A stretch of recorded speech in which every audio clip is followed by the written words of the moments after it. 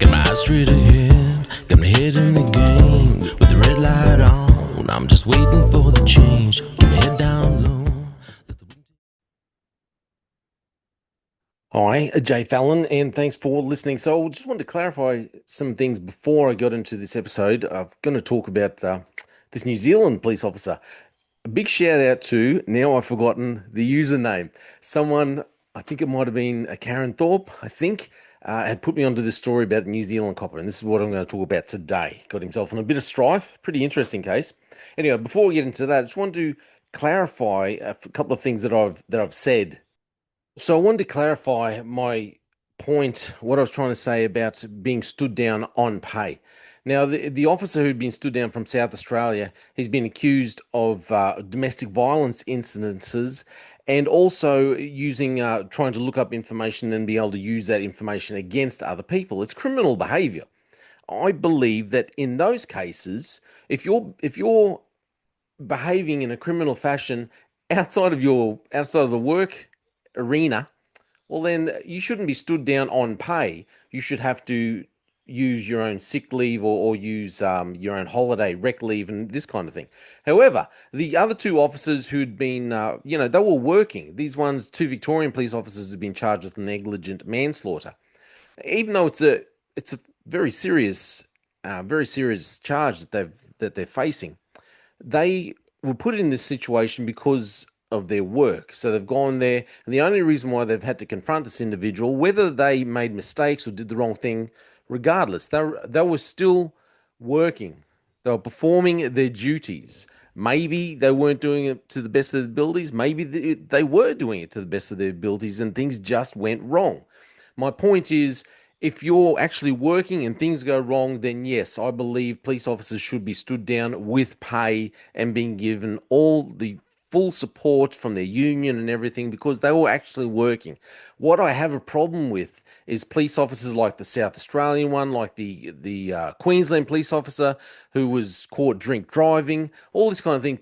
Police whose behaviour is outside of work and they're behaving in a detrimental fashion towards the service, they're behaving sometimes in a criminal way, they shouldn't be stood down on pay. No, it's got nothing to do with your work. If you're silly enough to do things that are illegal or just, demonstrably wrong and you're going to be stood down because of your own private life, well, then you don't get paid. If you want to access funds, well, then you have to use up your own rec leave and this kind of thing. But if you're doing work and things go wrong, which is easy to happen, unfortunately, in policing, it can happen. You may just take your eye off the ball for a split second. Something goes wrong, but you're carrying out an action in the line of duty. Well, then you should be fully supported. Okay, and then if it's proven that it's your fault, well, then okay, then you can look at other actions of the police service, but. I don't believe that. I do believe you're innocent until proven guilty. And I do believe that if you are performing your duty as a police officer and things go wrong, well, then yes, stood down with pay.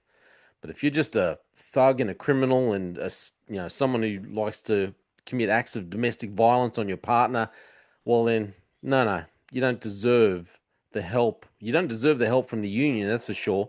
You don't deserve support at all, in my opinion. Okay, so anyway, I just wanted to clarify that my position on all of it. Former top cop Jevon McSkimming. I can't remember, I wish I could remember who it was. I think it was Karen Thorpe. When they wrote it in the title, McSkimming, I thought someone was having pulling my leg a bit. McSkimming, okay. So will not be charged after inquiry into sexual misconduct claims. Still being charged with other things, but not the sexual misconduct stuff. Former Deputy Police Commissioner Jevon McSkimming will not be charged. McSkimming, who's 52, is facing 8 charges of possessing objectionable publications, including child sexual exploitation and bestiality. Oh, yuck.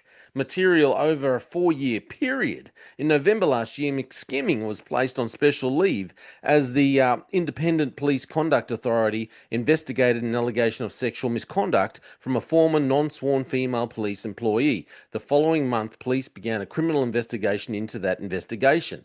Now, see here, because he's been accused of sexual misconduct, and this, I'm assuming, is not in the performance of his duties, well, then I think, you go on leave, you get stood down, and you have to access your rec leave or something like that. You don't just get stood down on full pay.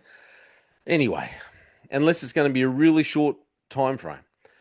So it was during this police investigation that the alleged objectionable material was found on his work devices. What the heck? A second criminal investigation was then launched, which led to McSkimming resigning in May and later being arrested on 8 representative charges of possessing objectionable publications, namely child sexual exploitation, bestiality material, or having reasonable cause to believe that the publication is objectionable.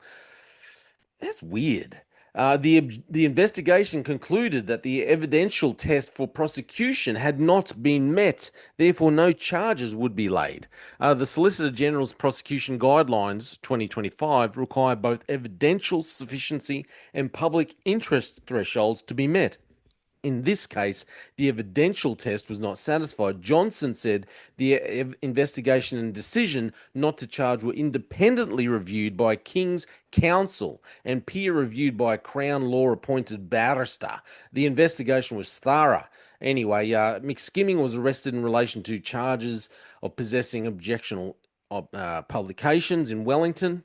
Okay, so McSkimming has been remanded on bail by Judge Tim Black without plea until his next appearance in November. In a statement, the Commissioner, Richard Chambers, said prosecution showed no one was above the law. Prosecution of McSkimming shows no member of the police is above the law, no matter how senior. Given the matter is still before the courts, can't comment, as they always say. The IPCA earlier announced it was investigating allegations of misconduct by McSkimming following a complaint by a member of the public. It is also conducting investigation into if there is any misconduct or neglect of duty by any other police officers or employee in responding to the allegations.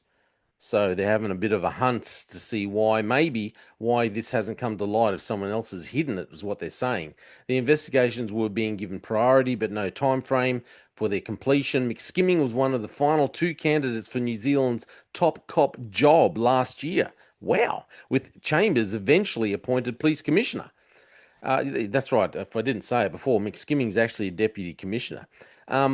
McSkimming was promoted to statutory deputy commissioner in 2023 based on the recommendation to then Prime Minister Chris Hipkins. Sure, he must be wrapped with that.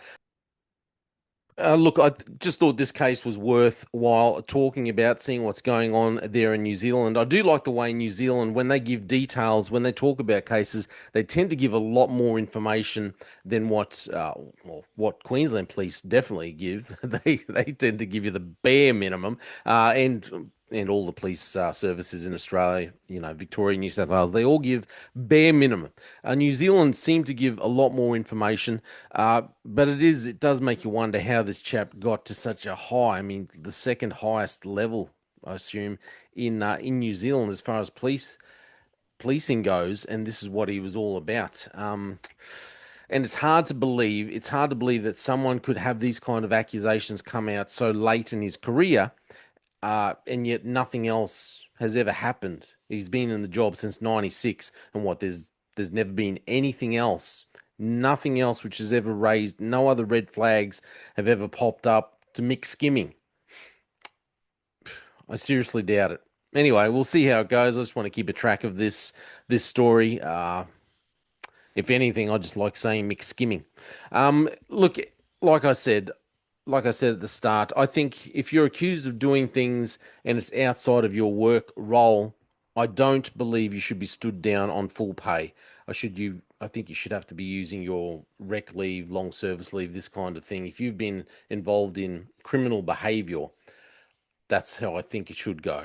Especially, it's one thing if you're under investigation and you're still able to work and there's a bit of a cloud over whether you might actually might actually be able to be charged or anything like this if it's just being investigated. But if you're being stood down and actually charged with something, I do believe you should be stood down and, yeah, not on full pay. If you want to be involved in criminal type behavior in your own private life, well, then you don't, in my opinion, you don't deserve the support of the government. You don't deserve the support of the union, and you shouldn't be continuing to be funded by the public purse.